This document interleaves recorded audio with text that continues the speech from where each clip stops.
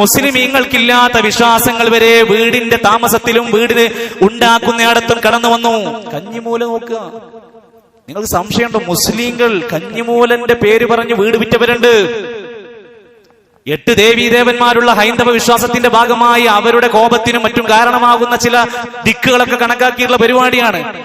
അത് മുസ്ലിങ്ങൾ നോക്കി നടക്കുന്നത്. മുസ്ലിങ്ങൾ ഇവിടെ കഞ്ഞിമൂല നോക്കിയിട്ട് കാര്യങ്ങൾ ഇവിടെ കുറച്ച് പ്രശ്നമുണ്ട്. ഇതൊക്കെ സുഹൃത്തെ എവിടുന്നാ കടന്നു വരുന്നത്? ഈ കഞ്ഞിമൂലയും പോക്കുവരവൊക്കെ മുസ്ലിങ്ങൾക്കുണ്ടോ? ലാ ഇലാഹ ഇല്ലല്ലാഹ് എന്ന് പ്രഖ്യാപിച്ചവനാണവൻ. ഹസ്ബി അല്ലാഹു വ നിഅമൽ വകീൽ, എനിക്ക് അല്ലാഹ് മതി, എന്നെ സംരക്ഷിക്കാൻ അല്ലാഹുണ്ട് എന്ന് വിശ്വസിച്ചവനാണവൻ. അവൻ എന്തിനാണ് പിശാചുക്കൾക്കും മറ്റുള്ളവർക്കും അവൻ വേർപെട്ടു കൊടുക്കുന്നത്? അത്തരത്തിലുള്ള കാര്യങ്ങൾ അവൻ ചെയ്യാൻ വേണ്ടി എന്തിനാ തുനിയുന്നത്?